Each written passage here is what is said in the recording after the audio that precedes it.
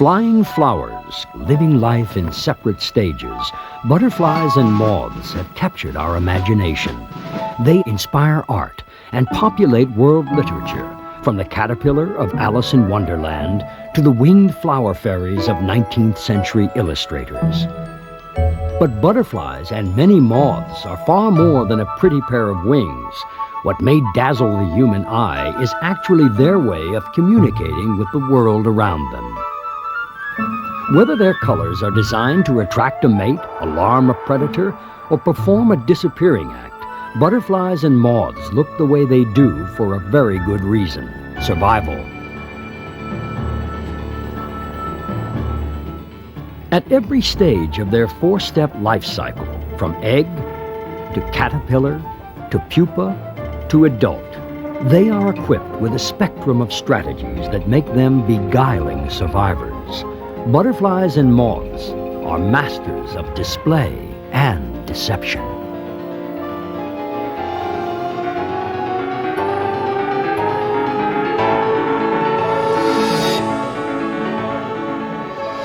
In ancient Greek, the word psyche means both soul and butterfly.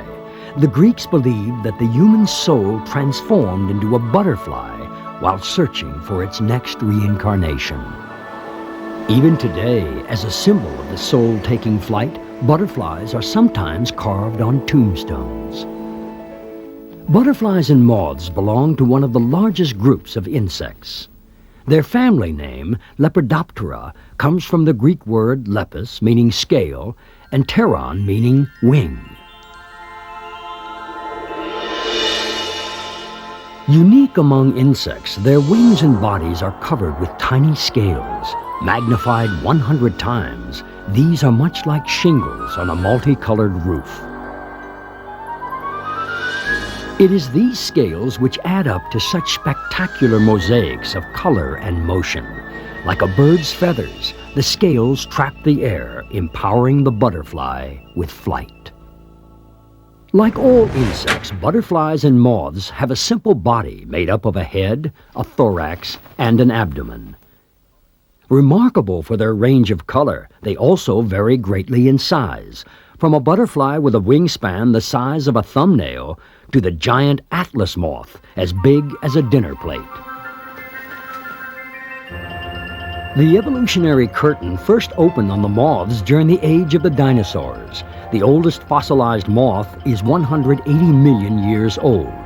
Butterflies evolved 100 million years later, with the flowering plants on which they depend. This butterfly fossil is 40 million years old. Scale-winged insects quickly spread throughout the world. Today, from the Arctic to the equatorial rainforests, our world is home to 15,000 species of butterflies and 10 times that many kinds of moths. It is the butterfly's power of metamorphosis, the ability to transform itself within its chrysalis from earthbound creature to winged beauty, that has always enchanted humans. Christianity associates the butterfly bursting from its chrysalis with the resurrection of Christ.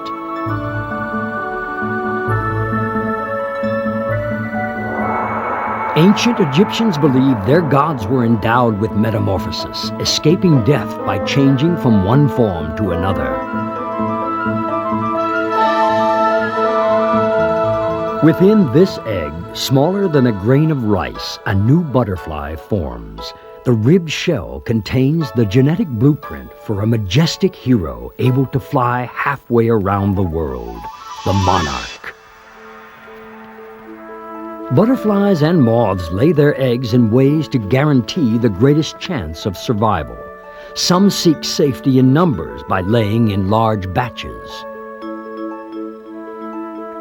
Others lay their eggs in a random pattern so that some will be overlooked by predatory bugs.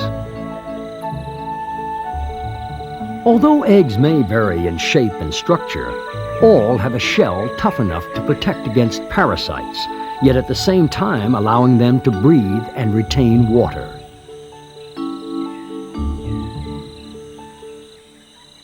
Butterflies lay on a host plant, which their caterpillars will feed on.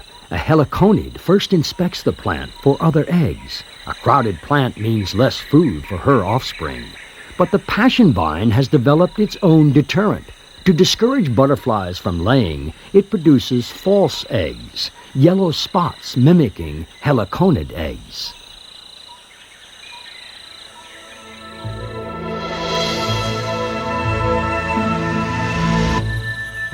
Although butterflies try to lay their eggs as discreetly as possible, when it comes to courtship, they're some of the world's most colorful exhibitionists. Using a combination of both sight and smell, when male meets female in the butterfly world, an aerial tango is often the prelude to mating.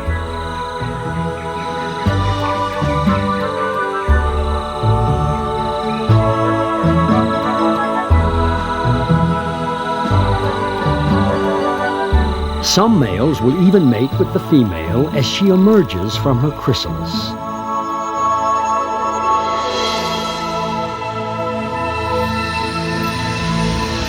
For most moths courting by moonlight, it's not color that attracts a mate, it's cologne. The female emits pheromones, chemicals which attract males. The male Hercules moth, able to smell a female 3 miles away, can literally smell its mate across a crowded forest. But moths don't have noses. Their fern-like antennae are covered with small sensors. The antennae of most butterflies are straight, with club-like ends.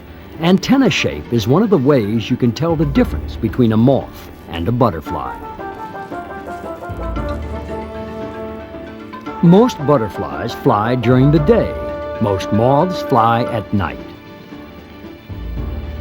Most butterflies are brightly colored. Most moths are dull. Most butterflies hold their wings upright at rest. Most moths lay them flat.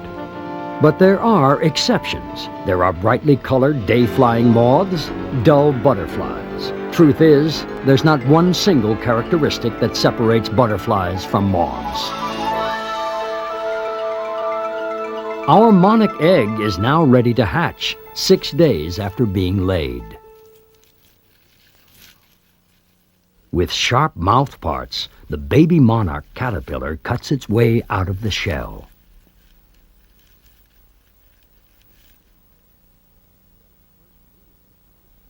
Its first meal is the shell itself, an appetizer for the royal eating binge to come.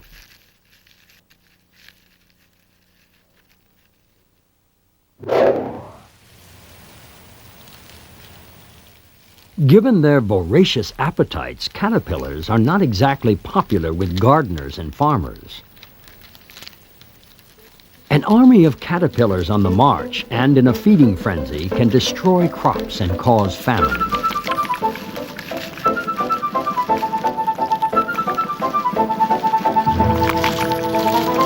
It's not just crops they eat. The caterpillars of the clothes moth have a taste for wool. The tapestry moth shows little respect for history. But caterpillars don't always get a free lunch.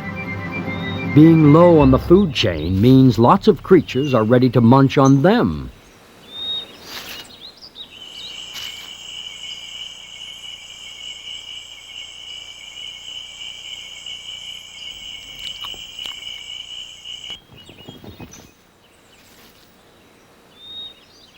Even humans find them appetizing. In China, silkworm caterpillars are a delicacy.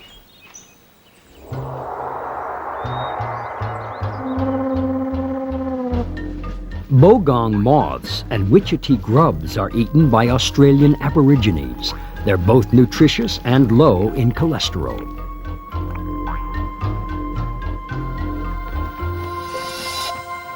Given the belief that a butterfly was a disembodied soul, in England it was once believed that a woman who ate a butterfly would soon be with child.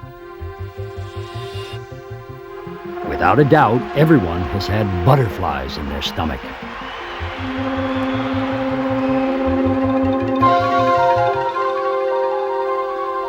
At birth, our monarch caterpillar is no bigger than a pin, but after 2 weeks of gorging, it balloons to the size of a finger. Home is the milkweed, a poisonous plant on which it feeds, making the monarch caterpillar toxic. Its brightly colored body advertises its poisonous nature to passing predators.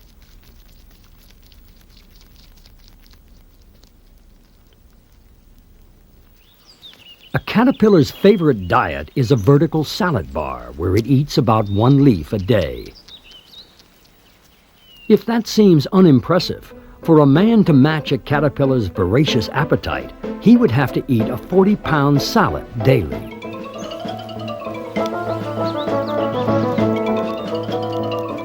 A caterpillar is a hungry beast. Its mission is simple: to eat and grow as quickly as possible. It can double its body weight in 24 hours.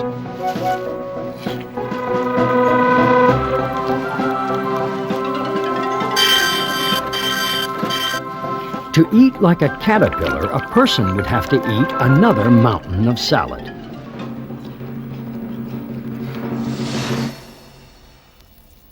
At first glance, caterpillars seem to be nothing but slow-moving feeding tubes, easy pickings for a hungry predator.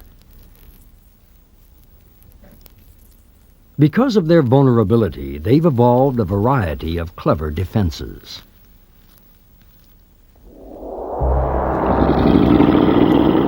Many caterpillars are covered with sharp hair spikes, a protective armor which deters predators. Some of these spikes, such as those of the garden tiger moth, are tipped with poison, like the poison arrows associated with some human tribes. Brightly colored caterpillars are advertising their toxic natures. The yellow caterpillar of the death's head hawk moth proves the adage, "You are what you eat." Dining on deadly nightshade makes it poisonous to all predators. Some caterpillars spray noxious fumes when disturbed. Some just pretend to be fierce by rearing up like a snake and pulling a frightening face. The pine processionary moth caterpillar seeks safety in numbers. They march out together to feed, following one another in military-style columns. Their barracks are tough communal cocoons high up in the pine trees. Swallowtail caterpillars do a good impression of bird droppings. Not an appetizing sight. The trick is not to move. But the most common caterpillar defense is not being seen at all. Many caterpillars are designed to blend in with their surroundings.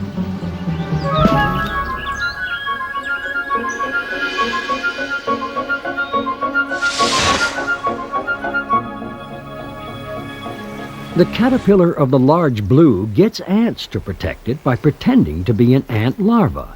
The ants take it into their nest, where the caterpillar eats the real larvae while bribing the adult ants with sugar from a gland on its back.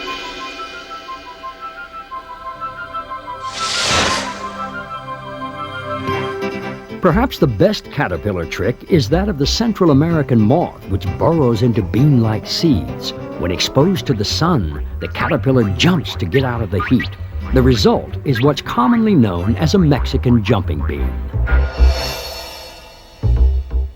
New England folklore holds that the severity of winter can be predicted by the ratio of dark to light hair on a woolly bear caterpillar.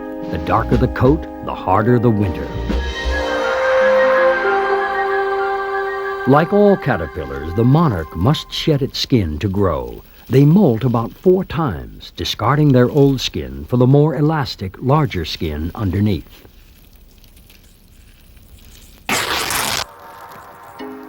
Fully grown and ready for its next transformation, a caterpillar begins weaving a protective cocoon of silk produced by a special gland near its mouth. The silkworm caterpillar can produce one continuous strand of silk. The longest on record is 2.5 miles, nearly twice as long as the Golden Gate Bridge. Silk production continues to this day. The first silk garments were made by the Chinese around 2500 BC. Silk remains a prized material for the finest gowns and luxurious bed sheets. A bed of silk is what all caterpillars destined to become moths use to build their cocoons. The oak silk moth weaves a blend of silk and oak leaves for its cocoon.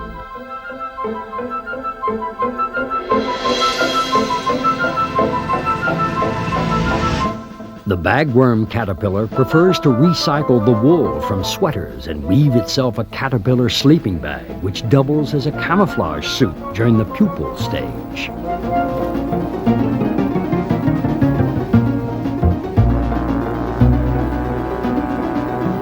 In the era BS, before sweaters, bagworms employed the same strategy in birds' nests. Building a cocoon from the surrounding materials, they could go undercover and pupate right under their enemy's beak. But it is only the caterpillars of moths that make silk cocoons.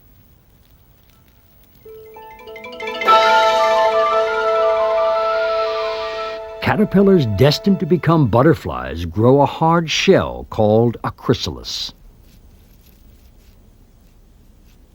Hormones dictate its every move as our monarch caterpillar wiggles out of its skin, and the new chrysalis skin begins to harden. In its final form, the chrysalis looks like a bud. During this vulnerable pupal stage, some butterflies camouflage themselves against a hostile world.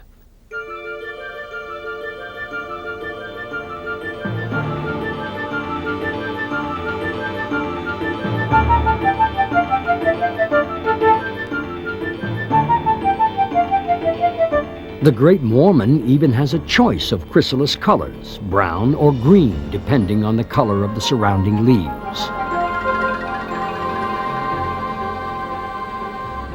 Meanwhile, inside the monarch chrysalis, an extraordinary transformation is taking place.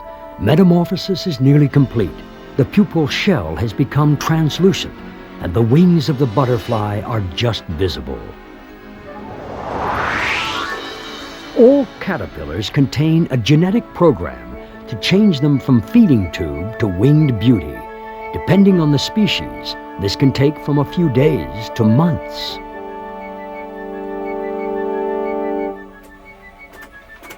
Despite their fragile appearance, many moths and butterflies are powerful flyers. In the 1920s, the British aircraft maker Geoffrey de Havilland named a range of biplanes after them. The most successful was the tiger moth.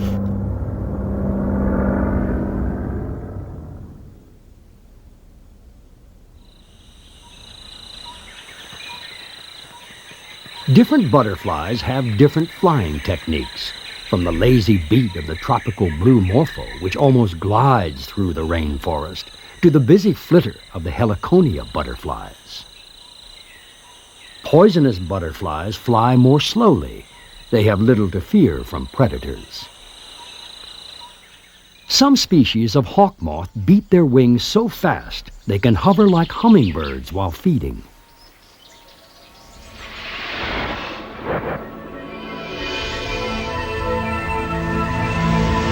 It is often said that we are drawn to some irresistible force like moths to a flame.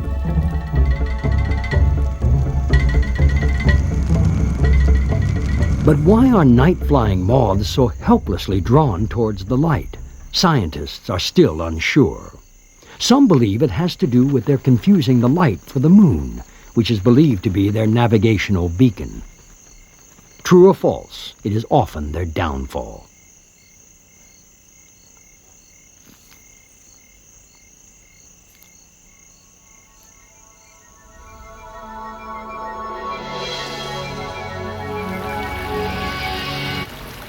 The delicate butterfly needs to protect itself from the elements. When it rains, they use a leaf as an umbrella.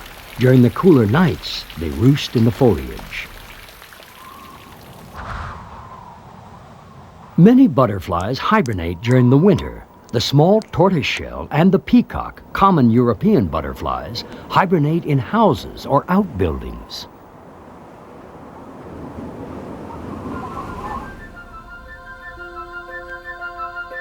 In Germany, butterflies in the house were once considered ill omens.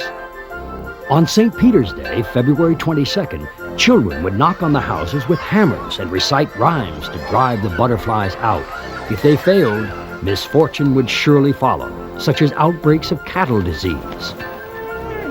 The superstition has some truth in it, as butterflies can spread disease via contact with the eye fluids of cattle. When caterpillars graduate from feet to wings, they also change their diet from leaves to liquids.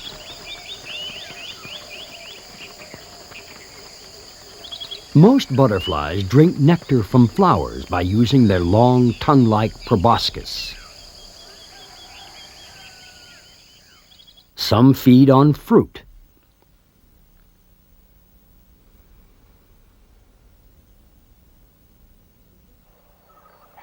In their search for water and minerals, butterflies will feed on human sweat. Turtle tears. Even the dung of other animals.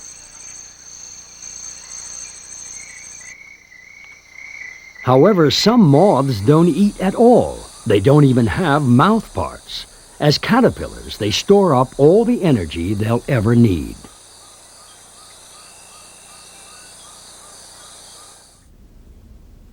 But many day-flying moths do feed.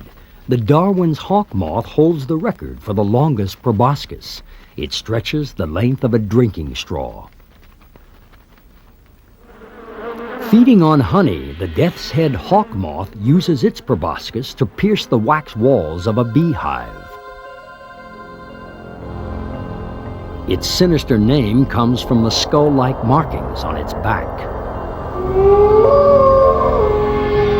But the moth most deserving of horror film status is the vampire moth. It pierces the soft tissue around animals' eyes and drinks their blood. According to legend, when the Bishop of Winchester dined with King Arthur, the king endowed him with magical powers. From then on, if the bishop wanted to emphasize the truth of his words, he opened his hands and released a butterfly. He became known as the Bishop of Butterfly. Besides providing them with flight, the wings of butterflies and moths also provide them with their best defenses. Like the caterpillars they once were, some butterflies want to be seen. Yellow, red, orange, and black are the colors that read poison to predators.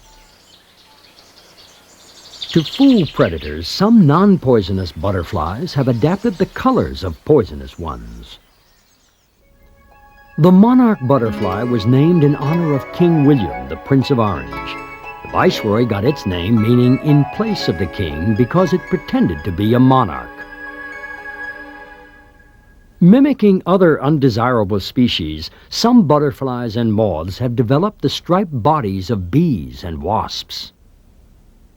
On first glance, a predator might confuse this butterfly with the animal it mimics and pass it up for a less menacing meal.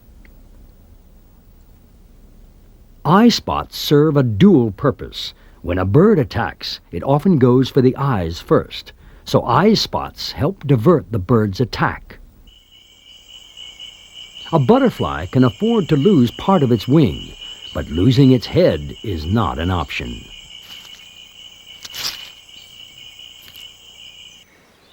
The most common trick employed by these magicians of the air might be called Gone with the Wing. The story of butterfly and moth camouflage is as varied as the backgrounds they blend into. Brimstones are perfectly designed to disappear on ivy. Indian leaf butterflies become invisible on dead foliage in the rainforests of Southeast Asia. The peppered moth takes the prize for adaptability. While the country-dwelling peppered moth has remained white, the peppered moth of the city has darkened to match the soot and grime. For all butterflies and moths, it's adapt or die.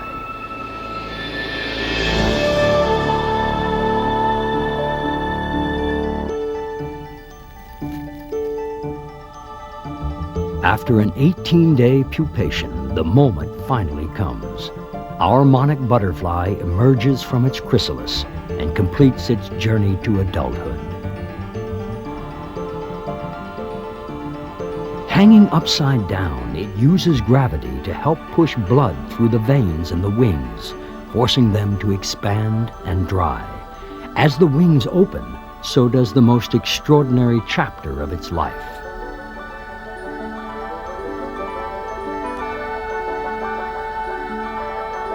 The monarch breaks free from its terrestrial roots and takes to the air. Its wings are truly built for long-distance flight. Every year, millions of monarchs migrate between Central and North America, an amazing 2,000 miles, the longest migration of any insect. Some monarchs catch winds that carry them even farther across the Atlantic to Europe. Monarchs always spend the winter in the same valleys of Mexico, where one tree can be home to 20,000 butterflies. Awoken from hibernation by the warming sun, the butterflies start to feed and drink in readiness for their epic journey north. Some individuals will make it as far as Canada, others will die on the way. It will be their offspring who finish the journey. From the tropics to the tundra, our world is home to thousands of species of moths and butterflies. As long as they unfold their wings, they will continue to beguile and adorn the natural world.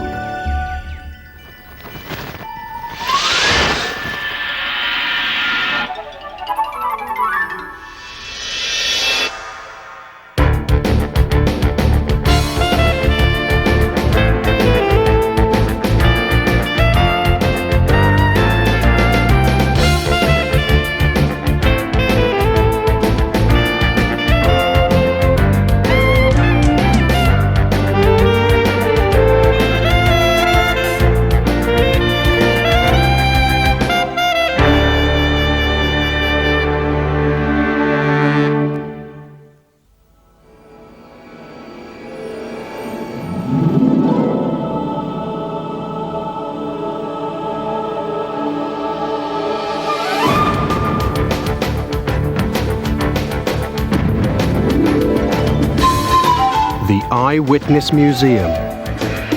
Created by combining traditional filmmaking techniques with state-of-the-art graphics. Stripping away the mysteries of nature and science to reveal the essence of each subject. Bringing the world into sharp focus. The making of Eyewitness.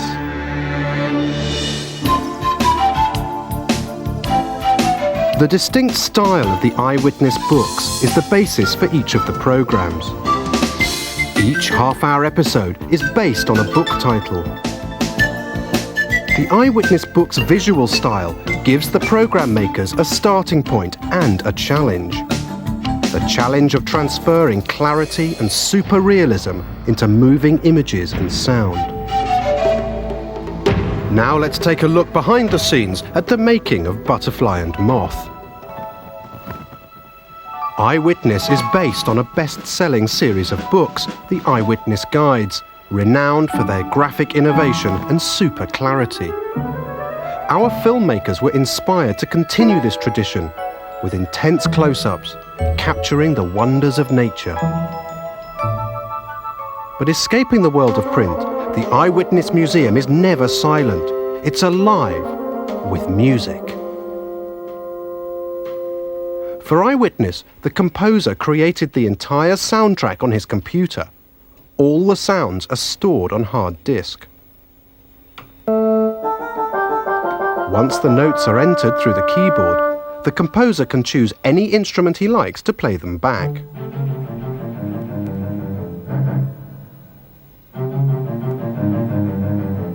The sounds weave in and out of one another, as if a whole orchestra were encased within the desktop.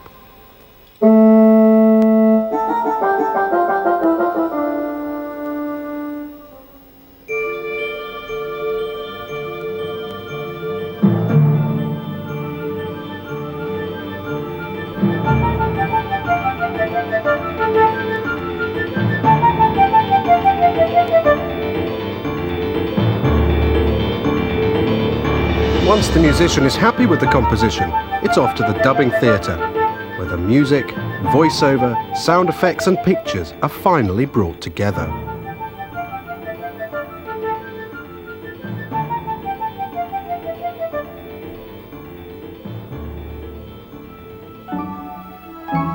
But music is not just limited to the sound studio. When our Chinese dragon came to the Eyewitness studio, they brought their percussion with them. So you're holding it up, in, and turn. Okay? And just try and hit that mark again as well. For the crew, it was a rare opportunity to sit back and enjoy the show. You really need to almost pan in on them as well to get it smack in the center. Okay. Good. Cut. But despite their energetic performance, in the final programme, their moment of glory passed in no more than the blinking of an eye.